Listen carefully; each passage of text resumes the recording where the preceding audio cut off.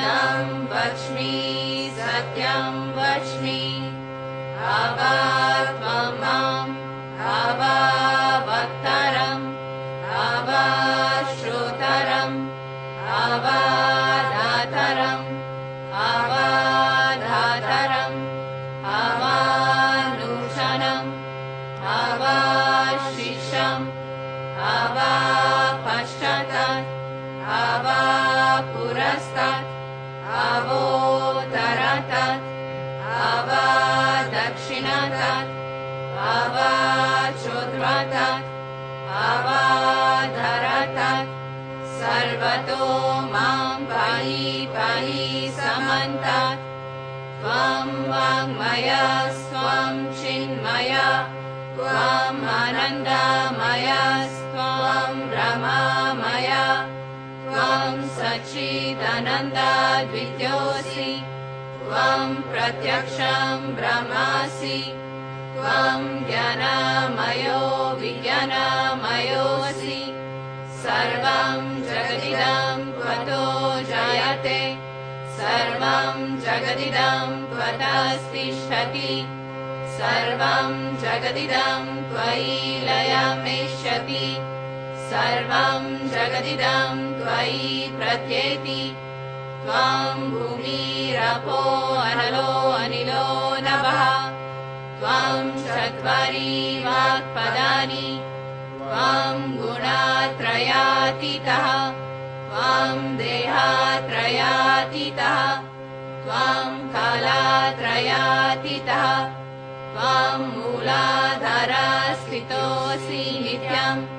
त्वं शक्तित्रयात्मकः त्वं योगिनो जयन्ति नित्यम् त्वं ब्रह्मा स्वं विष्णु स्वं रुद्रा स्वं इन्द्रा स्वं अग्नि स्वं वायु स्वं सूर्या स्वं चन्द्रमा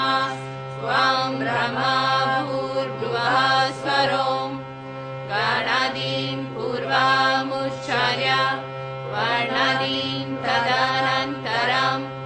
अनुस्वारः परातरः अर्धेन्दुलसितं तारेण रुद्धम् एतत् तव मनुस्वरूपम् गकारः पूर्वारूपम् आकारो मध्यमारूपम् अनुस्वाराश्चान्त्यारूपम् बिन्दुरुदरारूपम् नादः सन्धानं सहिता सन्धिः सैषा गणेशा विद्या गणका ऋषिः निषद् गायत्री छन्दः गणपतिर्देवता ॐ गं गणपतये नमः एकदन्ताय विद्महे वक्रतुण्डाय धीमहि तन्नो दन्ती प्रचोदयात् एकदन्तं चतुर्हस्तं पाशामङ्कुशधारिणम् वरदं च वरदं हस्तैर्बिभ्रणं मूषध्वजम् रक्तं लम्बोदरं शूर्पकर्णकं रक्तवाससं रक्तगन्धनुलिप्ताङ्गं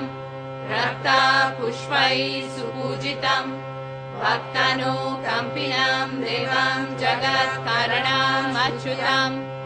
आविर्भूतं च सृष्टयादो प्रकृते पुरुषात् परम्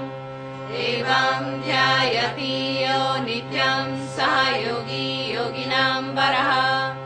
नमो व्रातपतये नमो गणपतये नमः प्रमथपतये नमस्ते अस्तु लम्बोदराय एकदन्ताय विघ्ननाशिने शिवसुताय श्रीवरदामूर्तये नमो नमः।